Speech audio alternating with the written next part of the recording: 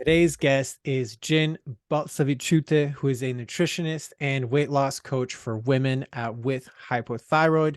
She helps women to overcome symptoms and lose weight using nutrition, supplementation, and lifestyle change. So, Gin, thank you very much for being on. How are you doing today? Thank you for having me. It's a pleasure. I'm doing very well, thank you.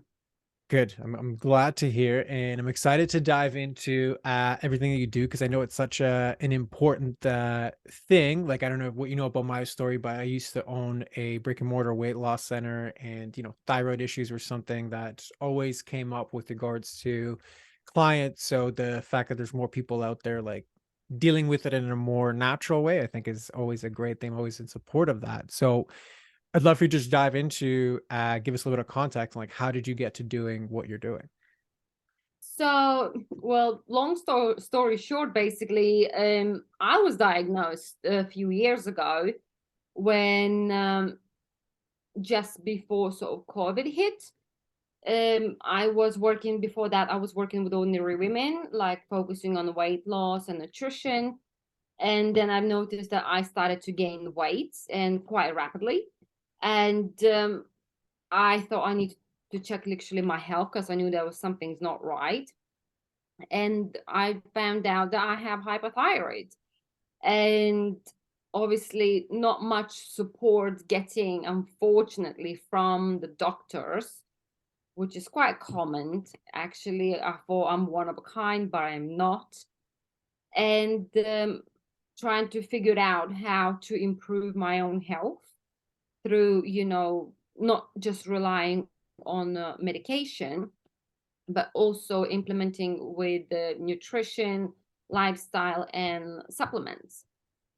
Trying to figure out what it works for me, what gives me energy, what helps me to lose weight, and not carry on to gain even any more weight. Because I gained just under 13 pounds just under 3 weeks. So for me, it was kind of like my alarm signals went off. And after that, trying and errors and everything, it was an easy journey for sure. It took a time. This is not quick overnight fix. And by learning from my journey, what I was going through, adopting this and that, I started to understand how other women, not just women, men, but obviously this has been more affected in women than in men. I understand their struggles, and I know how difficult and long and lonely sometimes and misunderstood this journey can be. And this is where I shifted my focus to helping women with a hypothyroid, just to hold their hand and helping and guiding them to go through all of those symptoms, what they struggling, and they have no idea what to do and how to improve it, because at the end of the day, hypothyroid takes over your life, and not in a good way, and just literally helping them to get their lives back. Yeah, I think I mean, I've say it oftentimes on the podcast, like your mess becomes your message. Like it's such a common theme amongst all of the entrepreneurs that I work with. And yeah, it's a beautiful example of how that manifested for you. So I love that for you because I know it's such a common problem that doesn't really have any successful, solution. So kudos to you for that. So I'd love to then just dive into like what are the top problems or challenges that you are facing right now? Right now is, I think it's more kind of like the subconscious mind, and trying to concentrate and focus on my business.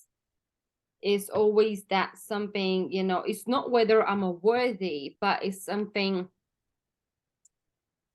It's subconscious mind that stops me from moving forward with my business. Okay. So get a little bit more specific. Like in what ways does it stop you? So sometimes, like, it could be like stops me from I could be distracted from but I will prioritize the things that even is nothing to do with my business, and it actually is not urgent, and it doesn't even matter in that day to begin with to do it, but I will prioritize that over my business, putting time and effort in it to move forward with my business. And then subconscious, I think like, oh, I should do this or I should do that, and I'm like, I don't think it's gonna work. I'm already like talking myself out of it, being negative to myself, like instead of being positive. Okay. So there's a pattern of self-sabotage, right? Like I keep choosing things that don't actually move me forward, that aren't related to my business, even though I know I quote unquote should, or I have the desire to.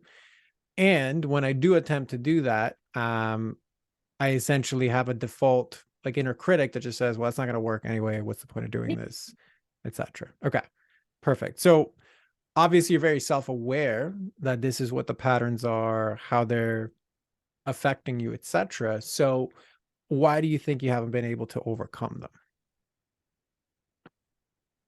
Well, I know that it's not, as I say, overnight fix, quick fix sort of thing. It's it's a long process, and it's a practice and the consistency needed.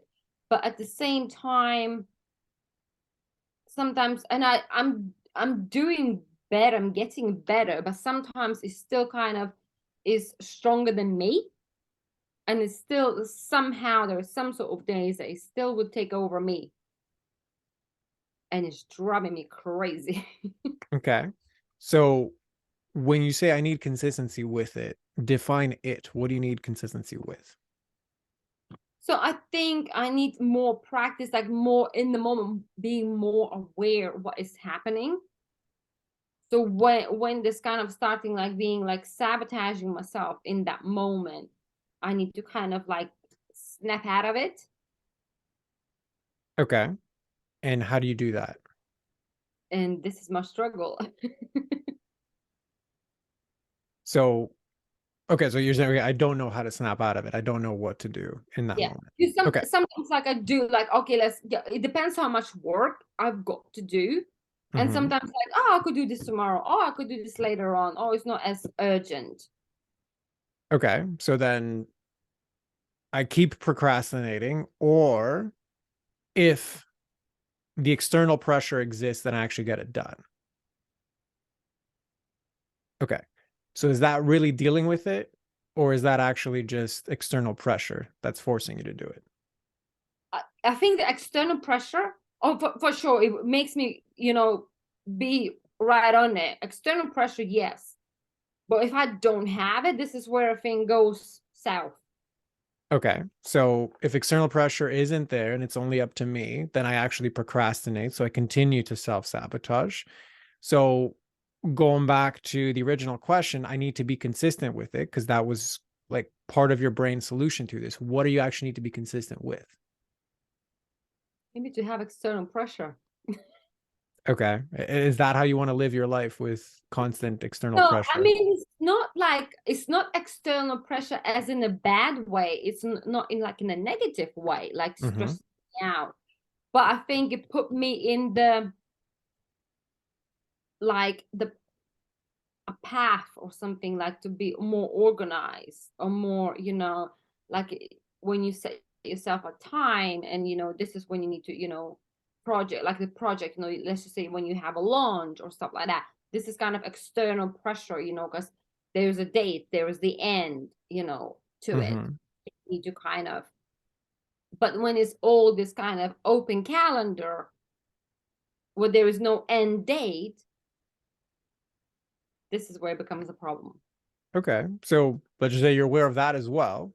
So just set some dates and then it's going to get done. But it doesn't seem like that's actually working for you. Easier to say than done, isn't it? 100%. So again, going back to, and the reason I keep coming back to this is I think the words that we use are very important because they kind of create the reality that we experience. And there was this very like nonchalant, easygoing attitude of like, oh, I just need to be consistent with it. If I was consistent with it, it'd be okay. And that sounds great. It seems correct and it's awesome. Yet you can't really define what that means, right? Yeah. Like you've given me like three definitions of what the thing you need to be consistent with is, and none of those have actually yielded the result that you want, right? It's like, let's just say if we take this as a weight loss example, like, okay, I just need to be more consistent with eating till 80% full. Okay, great. That's actually is a strategy that is going to get you where you need to go. And the problem is you're not consistent with it. So we can actually tackle that problem. But right now, your brain is assuming this great sounding advice of I need to be consistent with it, but it is completely undefined. When you try to define it, it doesn't actually move you closer to anything. And I need to be consistent with something undefined that doesn't move me closer to anything. So it's kind of like, okay, Yeah. the thing that I'm trying to solve the problem with, not only is it not pointed in any real direction, but I don't even know what I'm pointing. So what's your reflection or what lands for you with that reflection? No, you're kind of 100% right, because I think it's more like I am more, I'm being more organized when it comes to the strategies. Because Mhm. sometimes, like, like I know exactly what I need to do, and I need, I've got the time frame, or this is like sort of, this is the job for today, or this is the job, like, sort of for tomorrow. And I think with the strategy, I work way much better. Mhm. Because let's just say when I have a launch, then I know the ins and outs, what goes in each day and what I'm Right, working. because it's there's a time pressure and an external pressure of like I've So, told people I'm gonna like do this thing yeah. this way, so now it's not up to like I have to save face, so it's a different pressure. Right. So I guess my question to you then is, can you actually get your business to a level that you want relying solely on external pressure? um, I don't think it's the right, solution for that. Hmm. To be under pressure constantly, that's not really healthy, and Yep. that's what I want to avoid. But it's not that, not taking like more consistent, again, consistency, more strategy maybe orientated. Okay. So if I had more strategy, then I could do this. Okay. Yeah. So what do you need more strategy around? um I think on the when it comes to marketing, when it comes to tasks, you know what path should I literally go? Because I like talking with many different people, and everyone's coming in with their own kind of ideas, and sort of dropping this here and there and then, and you become overwhelmed, Hmm. and everyone says is this is working, and you just need to do this and you just do that, and it's always working. And sometimes you do it and it doesn't work for you, because obviously we all different, our businesses are different, and then sometimes you start to think, so I'm doing wrong that it works for one person but it doesn't work for me. Hmm.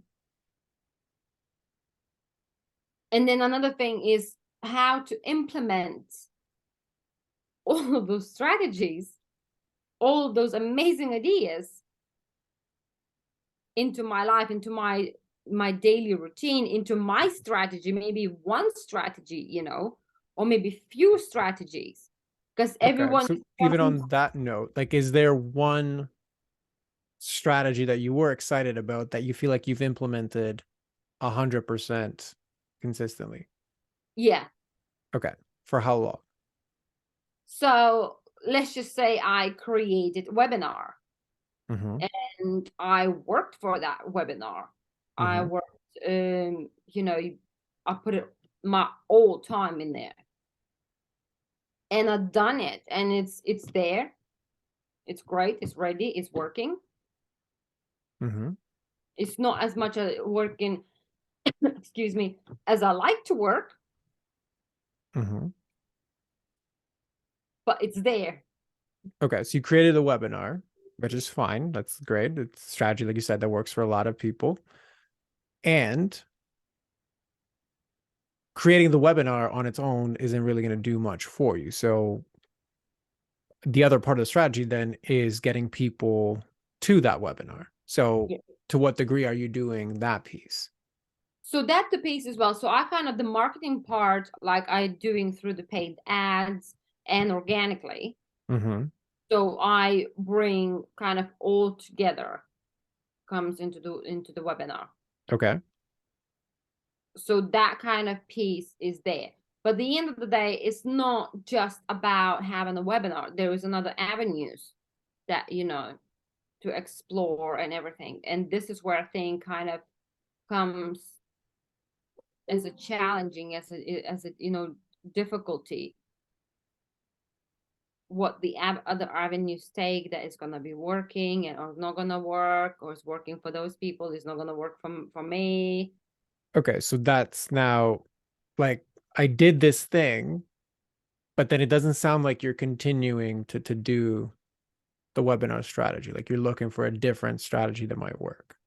So it does work for like the webinar, it works. I get the people on there. My list is growing Mm-hmm. and I'm nurturing them. Mm-hmm. But now, so that is kind of, it's a one sort of strategy that working ish. Okay. So it's working to bring people in, but then they're not converting into paying clients. Not yet. Okay. So then would it be fair to say that that's the lapse, that's the issue with that strategy? Like that's where you have to look in and fix. Yeah, I guess on that, obviously, yeah, to work on it. And I think this is kind of as well another struggle is pinning down where is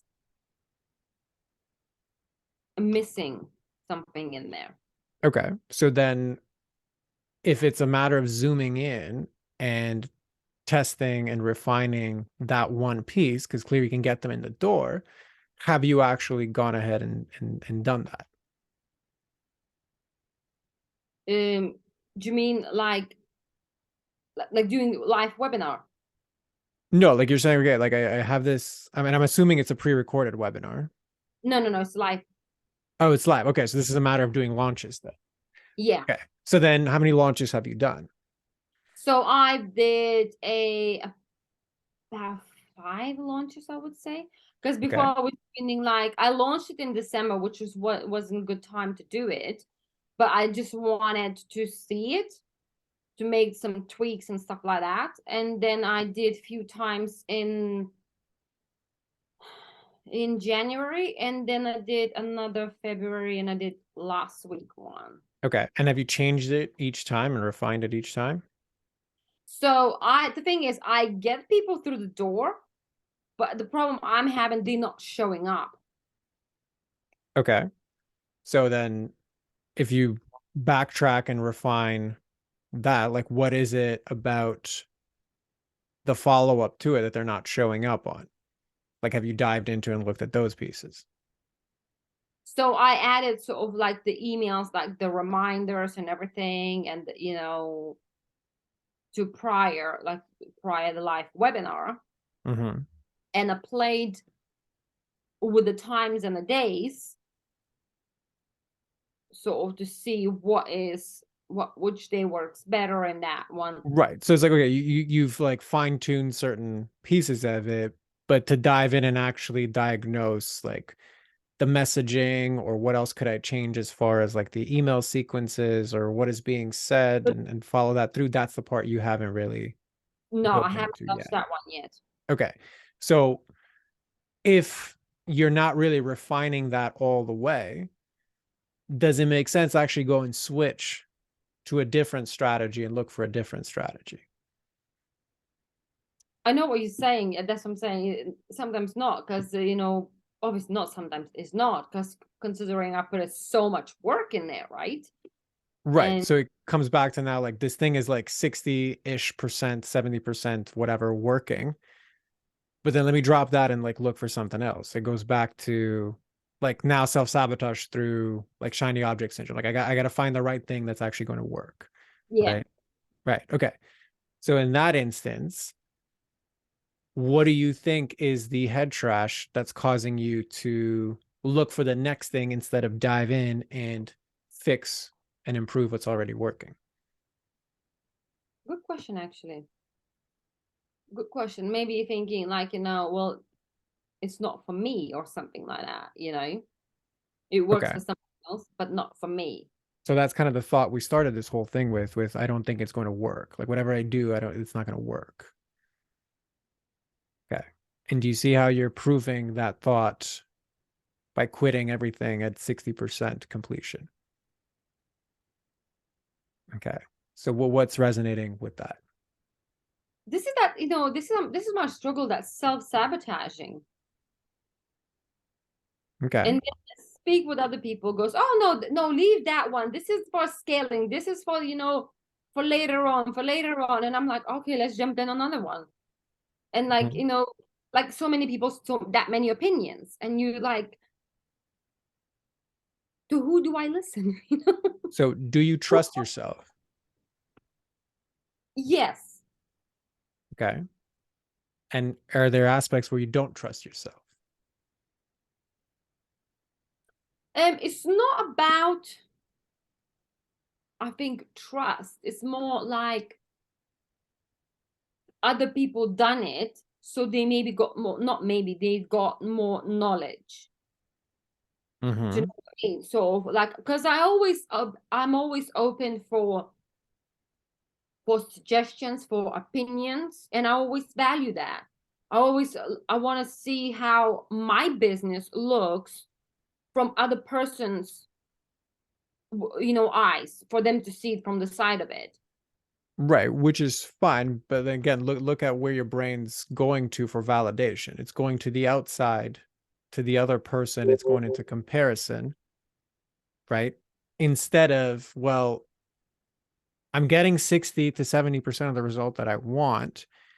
If I trusted myself fully to be able to solve this problem because I already got this far, I wouldn't really have to doubt that and then look for comparison and other people. And that's not to like I never take feedback. Of course you take feedback, but I'm just more looking at the underlying pattern here, which is like I don't think it's going to work or it never works for me.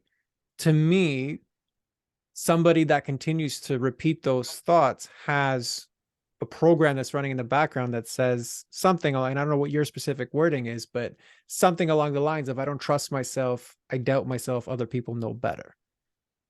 Right. So what lands for you or what doesn't land for you there? I don't know. It's just maybe kind of like discouraging, or maybe like not disappointing. Well, it's kind of disappointing, isn't it, when you put all the effort and your expectations kind of high, Mm-hmm. and then when your expectations doesn't meet the reality. I think this is where when it starts. Correct. So then it's again, I need the external to validate me and to validate that I'm doing a good job. I don't have as much internal force and trust to say, I'm going to figure it out anyway. I'm not going to stop at 60%. If it work for other people, then I can make this work for myself. Right. Like that narrative almost doesn't exist or is so far in the background that it's never loud enough to be the dominant one. Mm. So what lands for you there? Hmm. Good question, actually. Yeah, it's just I think you're right now. When I'm kind of like talking to you right now, it's actually, yeah, why do I stop when I got like 60-70% in? Mm-hmm. Why I don't carry on, and I literally, to make it, I make it work. This is kind of, it works for other people, it has to work for me. I just didn't found it yet. Right. So if you're looking at that's not that core, so I'm going to use the word self-doubt or self-trust. Like I know that's not really 100% resonating with you, but for the sake of time, it's like the best option that we have right now. So if you're looking at that self-doubt or self-trust, um, like limitation, how is that creating problems in your business? Oh, I think, well, it's actually, yeah, it's the way maybe even affects me how I show up, obviously. It's my Hmm. energy as well. With that, the negative, like, results and stuff like that is that, affects personally me, how I show up. And this is, I think, when, because this is didn't work, and I think this is where it's coming, like, kind of maybe it's creating kind of a pattern where I put so much work in this and it didn't work out. Now, what's the point putting in another? I'm looking for another thing, but I'm already like sabotaging before I even started, Hmm. or just start, or I look it over like, this doesn't work. Right. So that's that cycle of start and stop, which is the pattern. So go one layer deeper. How is this actually creating problems in your business? It's preventing me from scaling. Okay. Anything else?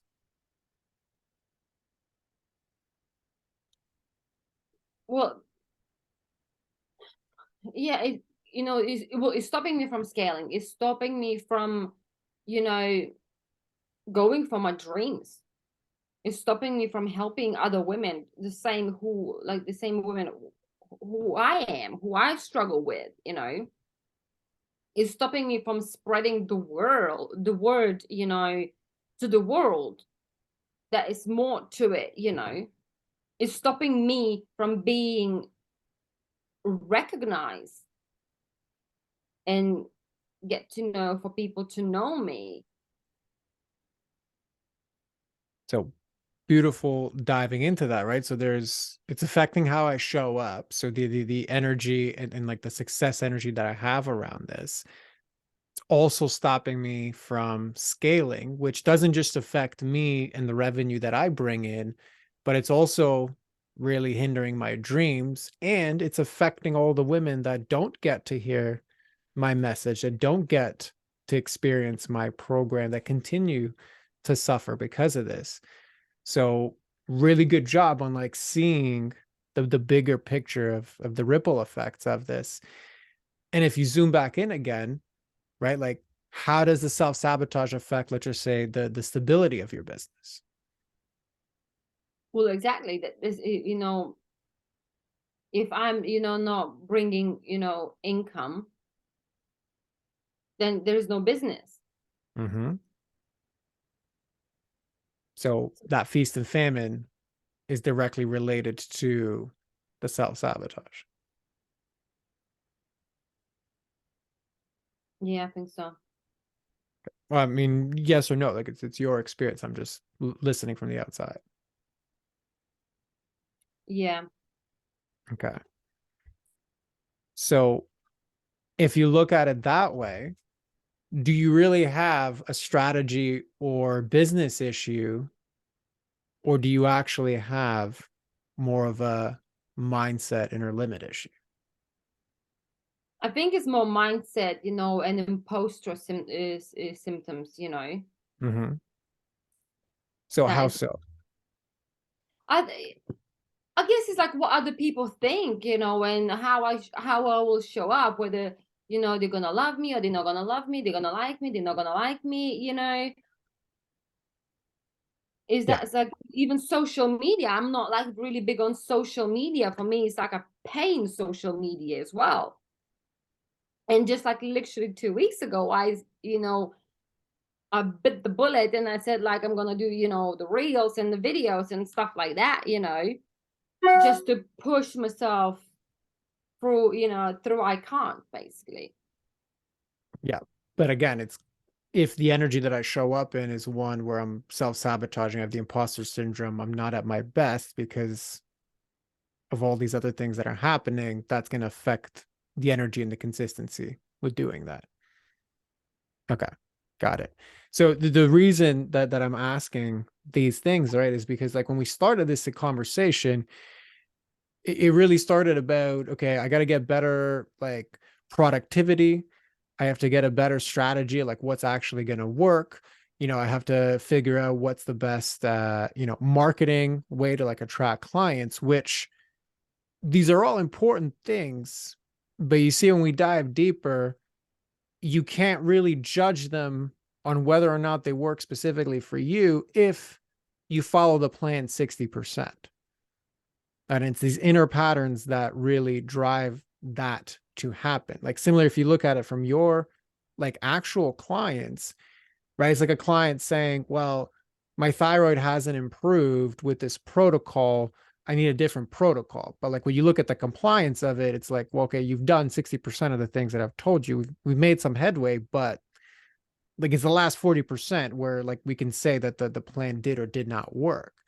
So the reason that I bring this up, and because I know you can relate to that example because you see it in clients, it's like you can spend all this time chasing strategy, judging yourself for productivity, right? I need to be more consistent with it, and then getting into those doom loops. Why do I like do this? Why can't I follow this structure? Why can't I set the date and make it happen?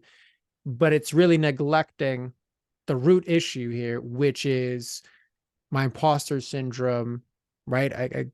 The people pleasing bit of like, okay, well, how will I show up? What will people think?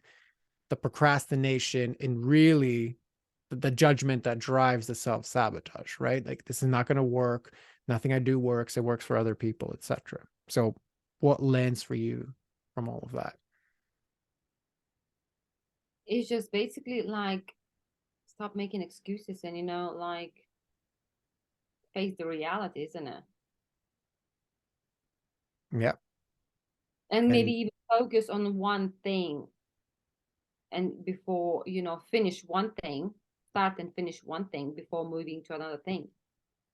correct. And if you lost the ability to self sabotage, who or what would you be? Oh my God. If I lost the ability to self-sabotage, I would be unstoppable. Okay, My so tell me more about that. my God. That would be a gift.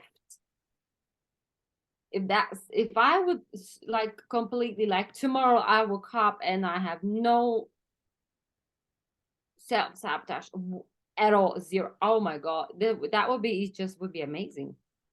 Like the life, completely like the view, the vision, everything like from the basic would change. So give me some more specifics because it sounds exciting. I love your energy around it, but like paint it for us, No, it's not just would affect my business, but anyway, even like would affect my, my personal life, going like without, self-sabotaging, doing this, doing that, like even the business, scaling business and not basically not taking no for an answer. Mm-hmm. So that sounds pretty good. It's amazing, isn't it? It is. And what I just want to highlight to you is like, look at the energy change between like the earlier parts of this conversation to exploring who you are beyond these limiting patterns. Because these limiting patterns, while they do exist and are part of you, they're not actually you. They've been repeated over time to, in some level, keep you safe, but they're just not serving you anymore. And then look what's behind them, right? That's the gin that's unstoppable, that basically doesn't take no for an answer, doesn't give a crap about people pleasing, can create what she wants, can tune into the vision and allow that to pull her forward. Like that's a beautiful, beautiful thing. So again, what lands with you with that one? Yeah, definitely work on that one.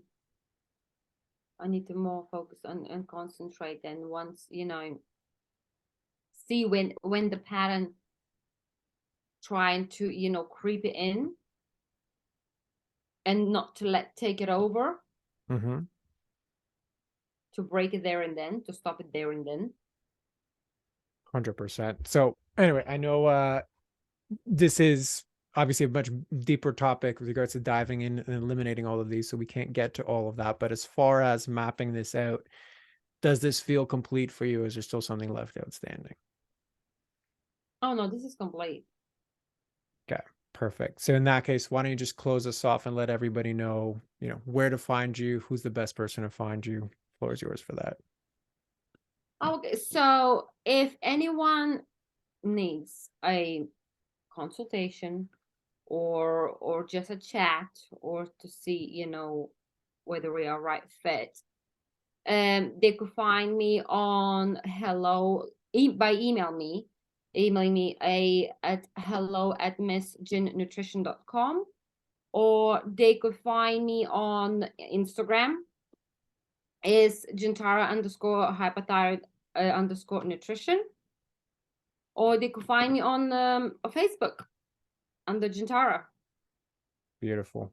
Well, as always, we'll include that in the show notes. But Jen, thank you very much for coming on and allowing yourself to be witnessed in this way.